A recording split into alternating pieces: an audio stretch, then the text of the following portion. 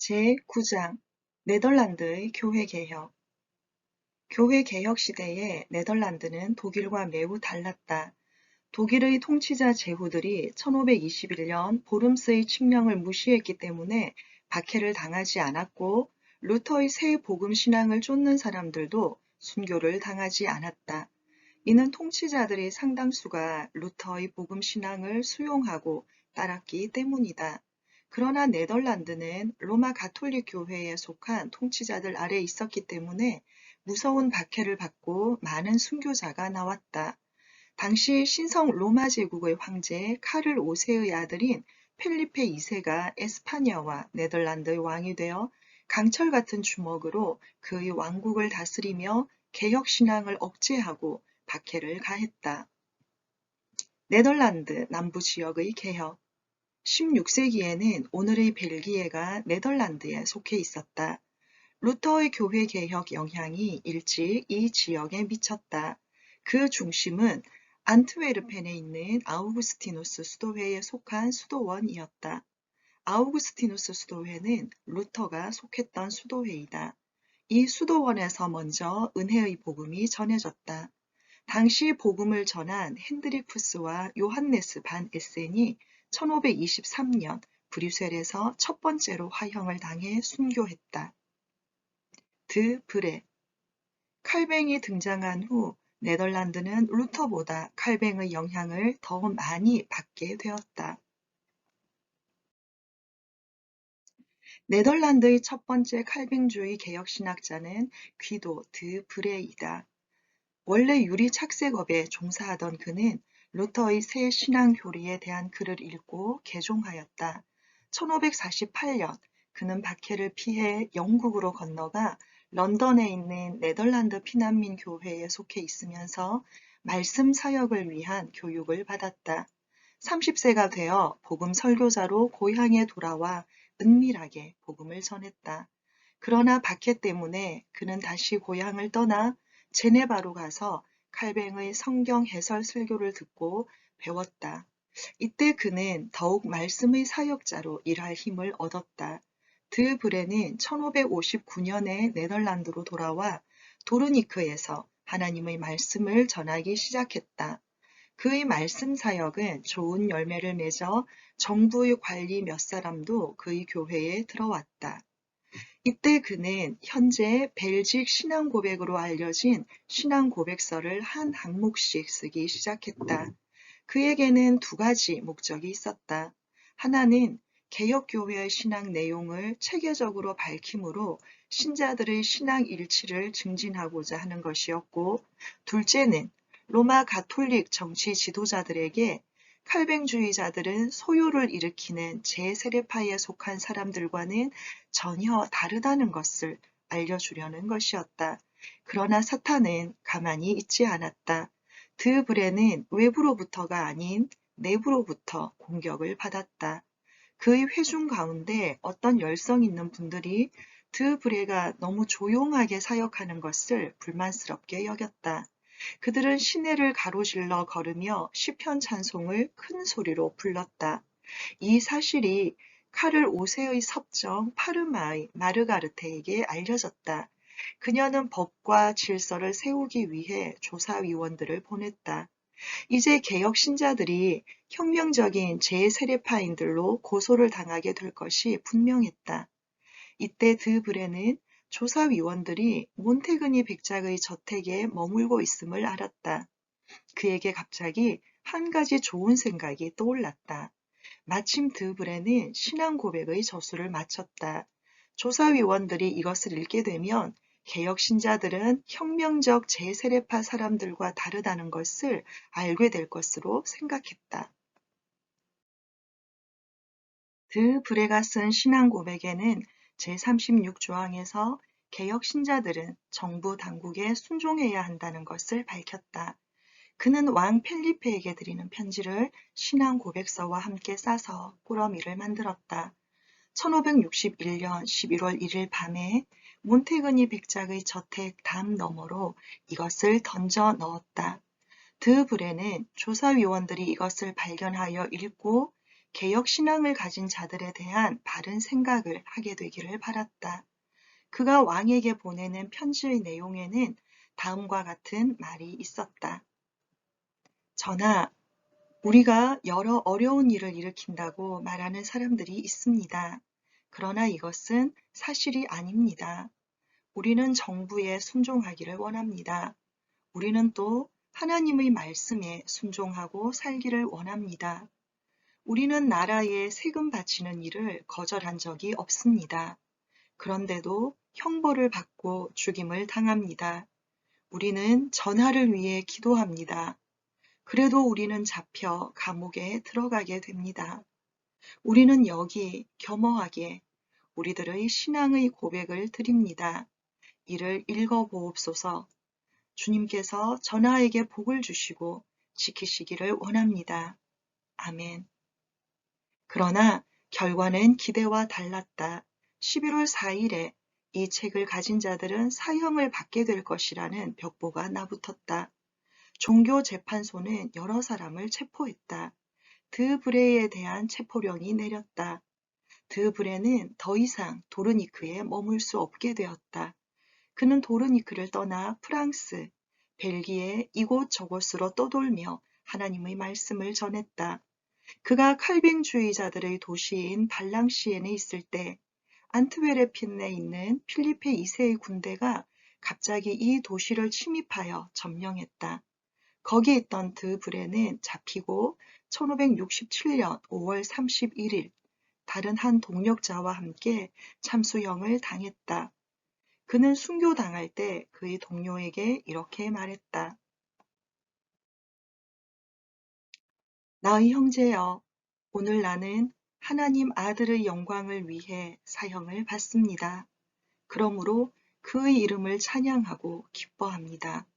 하나님께서 나에게 이렇게 큰 영광을 누리게 하실 줄 결코 생각해 본 적이 없습니다. 신앙 고백이 몬테그니 백작 저택의 담 너머로 던져진 후 이에 관한 이야기가 네덜란드 신자들 사이에 빨리 확산되었다. 그 결과 이것이 네덜란드 개혁교회의 신앙 고백으로 받아들여졌다.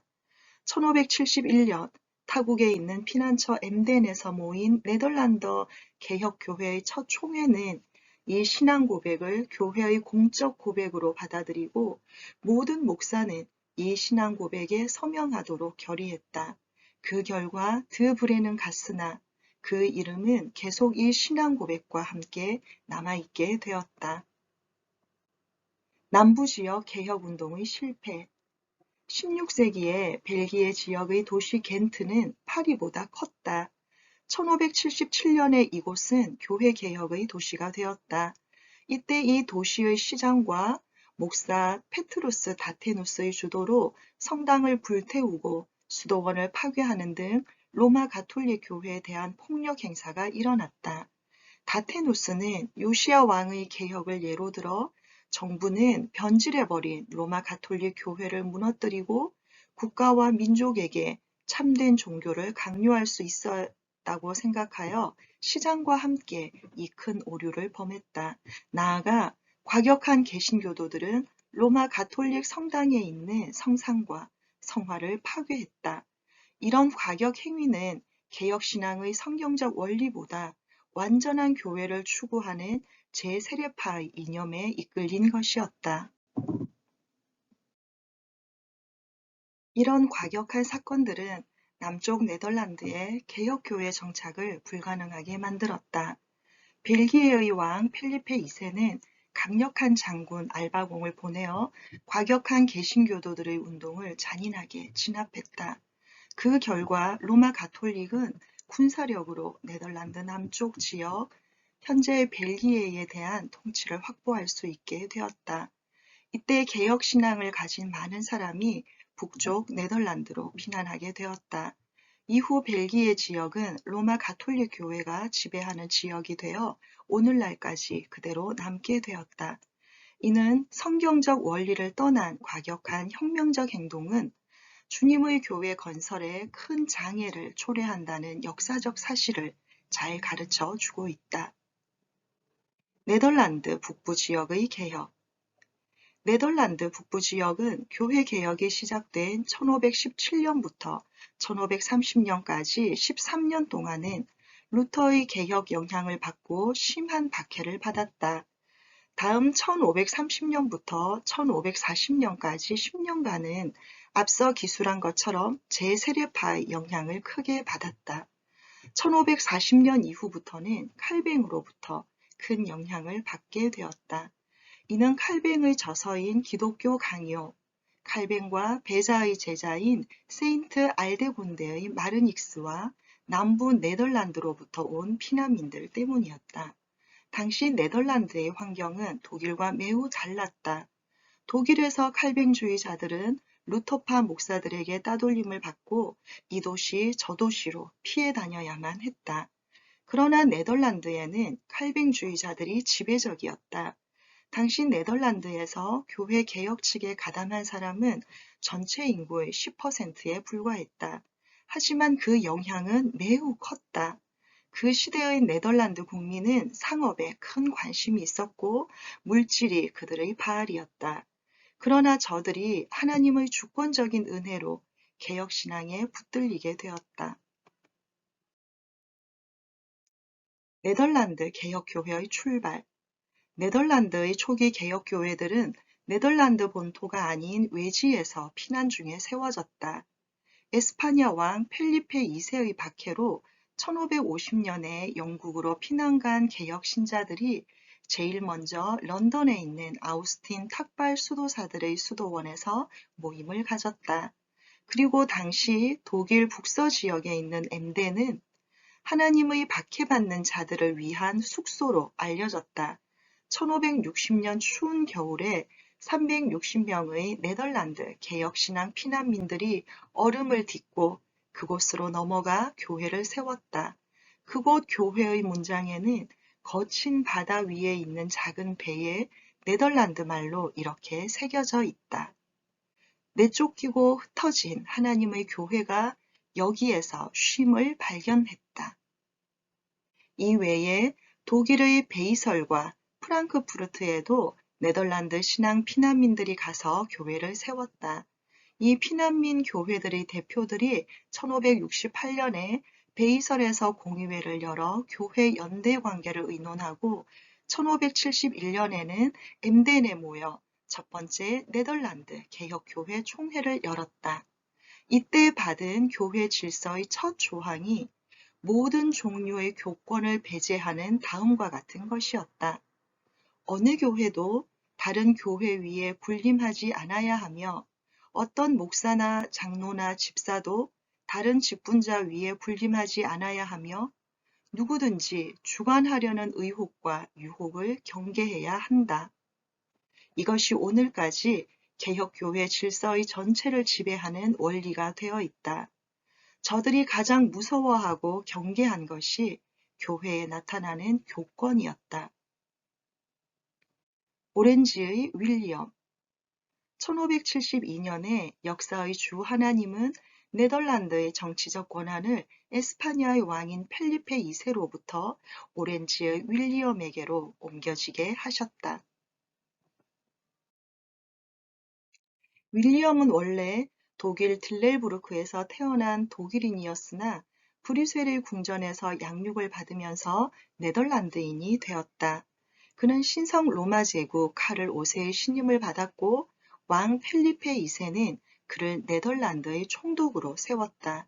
윌리엄은 처음에 루터파 신자가 되었지만 칼뱅주의자들과의 접촉을 통하여 확신 있는 개혁 신자로 바뀌었다. 네덜란드의 총독이 되자 그는 교회를 위해 그의 정치적 능력과 권위를 사용하기 위한 기회를 얻게 되었다. 그는 겸손하게 에스파냐의 왕 펠리페 2세를 그의 주로 존경하면서 교회를 박해하도록 명을 받았을 때는 하나님께로부터 이를 거절할 힘과 용기를 받았다. 윌리엄은 반역 전사가 아닌 한 군주로서 그 시대의 법을 따라 군대를 모집했다. 개혁 신자들을 박해하는 에스파냐 왕 펠리페 2세의 군대와 싸우기 위해서였다. 하나님은 그의 박해받는 교회를 위해 간섭하셨다. 1572년 이전에는 그의 모든 군사 계획이 실패했다. 그래서 그는 스스로 독일로 돌아가 망명자로 살았다. 하지만 망명 중에 북부 네덜란드 지도자들과 밀접한 접촉을 하던 중 1572년에 북부 네덜란드의 정치적 지도자로 돌아오고 펠리페 2세의 세력을 물리쳤다. 1572년부터 1586년까지 네덜란드의 개혁교회는 급성장했다. 1574년에 피난 갔던 개혁교회 신자들이 고국으로 돌아와 처음으로 개혁교회 총회가 외지가 아닌 네덜란드 땅 도르트레흐트에서 모이게 되었다. 많은 도시가 개혁 측에 가담했다. 자유사상가 코른헤르트. 그런데 당시 자유사상가들이 에스파냐로부터의 자유를 위해 칼뱅주의자들과 함께 싸웠다. 이 자유사상가들은 양심의 자유와 민족의 자유를 믿는 인본주의자들로 싸웠을 뿐 신앙을 위해 싸우지 않았다. 이들의 대표자 중 한 분이 코른헤르트였다. 그는 칼뱅주의를 강력하게 반대하는 자로서 네덜란드의 세바스찬 프랑크로 불렸다. 그는 하나님의 선과 인간의 선에서 그 영혼의 평안을 찾았으며 그리스도의 구속적 보혈에서 위로와 평안을 찾지 않았다. 이분이 실상 아르미니우스주의의 원조였다고 볼 수 있다. 아르미니우스주의자들과의 투쟁, 아르미니우스와 고마루스. 아르미니우스는 고아였지만 학교에서 뛰어난 재능을 보였다. 그는 암스테르담시의 도움으로 레이덴 대학을 마치고 1582년에 제네바로 가서 칼뱅이 세운 제네바 아카데미에서 대자 아래 연구를 했다. 1588년에 네덜란드로 돌아와 암스테르담에서 목사가 되고 곧 인기 있는 설교자가 되었다. 이때까지 그는 배자의 제자로서 신실한 칼뱅주의자였다. 그런데 그 당시 아르미니우스는 그 시대의 대표적인 자유사상가요, 합리주의자인 코른헤르트의 견해를 논박하는 글을 쓰도록 요청을 받았고, 이를 위해 그의 사상을 연구하던 중 아르미니우스는 오히려 그의 견해에 크게 동의를 하게 되고, 당시 네덜란드 교회의 지배적이었던 엄격한 칼뱅주의에 의문을 갖게 되었다. 이후 그는 하나님의 은혜의 제공은 보편적이고 인간은 믿음에 반응할 수 있는 자유의지를 가지고 있다고 합리주의적 설교를 하기 시작했다. 그는 1603년에 레이덴 대학의 신학 교수로 부름을 받았다. 아르미니우스는 이제 대학 강단에서 그의 사상을 자유롭게 가르치고 전하기 시작했다. 1600년 이전에는 네덜란드에 인본주의적 가르침을 근거로 설교하는 목사들이 거의 없었으나 그 후 합리주의적 설교가 차츰 교회 강단에 자리를 잡기 시작했다. 레이덴 대학에 있는 합리주의적 교수 아르미니우스의 강의에 영향을 받았기 때문이었다. 그에게서 배운 학생들이 목사가 되어 인간의 자유의지를 강조하는 설교를 한 것이었다. 여태껏 목사들은 개혁신앙 고백을 따라 우리가 사랑함은 그가 먼저 우리를 사랑하셨습니다. 요한일서 4장 19절의 말씀대로 하나님의 주권적 선택과 은혜를 강조했으나 이제 그들은 자유의지를 통한 인간의 선택을 강조하게 되었다. 고마루스는 아르미니우스의 큰 반대자였다. 그는 남쪽 네덜란드에서 태어난 분으로 우르시누스의 제자였고 레이덴 대학과 크로닝언 대학의 교수였다. 그가 아르미니우스의 자유의지 교리를 반대하고 나섰다. 고마루스가 아르미니우스와 싸운 것은 아우구스티누스가 펠라기우스와 싸운 것, 루터가 에라스무스와 싸운 것에 비교될 수 있다. 아르미니우스의 가르침은 다음과 같이 요약할 수 있다. 첫째, 사람이 자기 의지로 선을 행하기로 선택할 때 하나님은 이런 사람을 선택하신다. 둘째, 사람이 하나님을 선택하기 원하지 않으면 하나님도 이런 사람에게 은혜를 베풀 수 없다. 셋째, 사람이 하나님을 선택하면 하나님의 은혜가 그에게 나타날 수 있다. 양자 간의 싸움은 정부의 간섭 때문에 더 어렵게 되었다. 1608년에 아르미니우스와 고마루스가 국가 최고 자문위원회 앞에 서게 되었다. 이때 고마루스는 자신이 아르미니우스의 의견을 가지고 있다면 자기는 하나님의 심판 보좌 앞에 나타나기를 원하지 아니할 것이라고 했다. 이는 사람이 하나님 앞에 의지의 자유를 가지고 있다는 데 대한 반론적인 말이었다. 그리고 교회적인 문제는 교회적인 방법으로 다루어야 한다고 주장했다.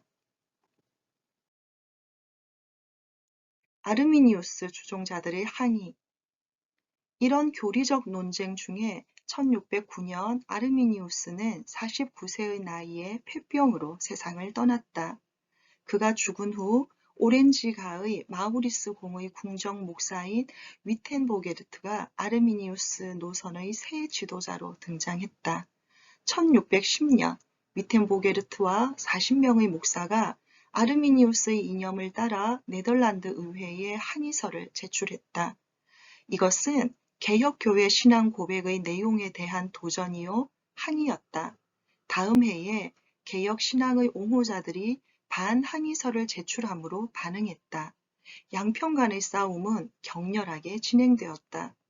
이후 아르미니우스 사상의 추종자 편을 항의파라고도 불렀다. 1617년에 마우리스 공이 개혁 신앙을 보호하려는 뜻을 밝히고 교회적 총회를 소집하였다. 도르트 총회 1618년 11월 13일에 도르트레어트에서 총회가 소집되었다. 많은 외국 신학자들이 초청을 받아 참여하게 되어 총회는 국제적인 성격을 띠었다. 18명의 네덜란드 의회 의원들도 참석했다. 영국 왕 제임스 1세는 자기 나라에서 청교도들에게 박해를 가하면서도 감독 한 사람을 대표로 파송하여 참석하게 했다. 이 총회는 먼저 중대한 결의를 했다. 성경을 새로 번역하여 출판할 것을 결의한 것이다. 이 성경이 1637년에 출판되었는데 난회에 적힌 간명한 주해 때문에 교회에 큰 유익이 되었다. 나아가 이 성경은 네덜란드 국민의 생활과 문화에 큰 영향을 미쳤다. 총회는 항의자들, 즉 아르미니우스주의자들이 총회 앞에 나타날 것을 명했다. 그러나 그들은 정부의 간섭만을 바라고 총회의 권위를 인정하기를 거절하였다. 그들은 총회를 하나의 협의회로만 간주하고 정부가 이 논쟁 문제에 대하여 결정하여 달라고 요구했다. 총회는 저들의 의견을 참고 들었으나 결국 거절하였다. 총회는 1619년 5월 6일에 항의자들의 이론을 거절하고 거기에 대응하는 5개 항목의 개혁 신앙 교리를 받아들였다. 이를 요약하면 다음과 같다. 첫째 항목, 하나님의 선택과 유기. 하나님은 그의 주권적 기뻐하심으로 죄인들 가운데서 어떤 사람들을 구원하기로 택하시고 다른 사람들을 버리셨다. 둘째 항목, 그리스도의 죽음과 인간의 구속. 예수 그리스도는 선택받은 자들의 구속을 위해 죽으셨다. 셋째 항목, 인간의 부패. 인간은 조상의 타락으로 말미암아 전적으로 부패했다. 넷째 항목, 인간의 회개, 개종. 전적으로 부패한 인간은 하나님께 스스로 돌아올 수 없고 하나님의 거절할 수 없는 은혜의 역사로 돌아오게 된다.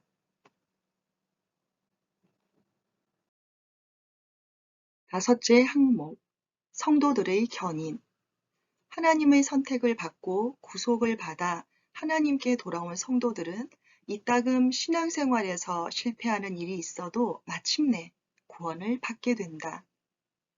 이 5항목의 교리를 일반적으로 칼뱅주의 5대 교리라고 부른다. 도르트 총회는 하나님의 주권적 기뻐하심에 대한 성경적인 교리를 그대로 파수하고 유지했다. 항의파에 속한 목사들에게 설교권이 중지되었다. 이를 거절한 목사들은 나라에서 추방을 당했다. 그들 중 상당수가 로마 가톨릭 교회로 돌아가기도 하고 프랑스로 떠나기도 했다. 총회는 나아가 도르트 교회 질서를 받았다. 하지만 당시 네덜란드 의회는 국가가 교회의 권위를 행사하며 통제하기를 바라고 교회의 자주권을 명시한 교회 질서를 절대로 승인하지 않았다. 결과 네덜란드 개혁교회는 도르트 총회를 통해 교회의 안전한 자유를 획득하지 못했다. 교회 정치는 계속 국가에 의존하게 되었다. 도르트 총회 후 거의 200년 동안 전국적인 총회가 열리지 못했다. 국가가 교회 일치를 유지한다는 구실로 교회의 자주권을 허락하지 않았기 때문이다. 네덜란드 개혁교회는 1834년 첫 번째 복귀와 분리로 그 일부가 국가 권력에서 벗어나 교회의 자유를 확보하기까지 200년 이상을 인내하면서 기다려야 했다. 다음 강은 제10장 스코틀랜드의 교회 개혁편으로 이어집니다.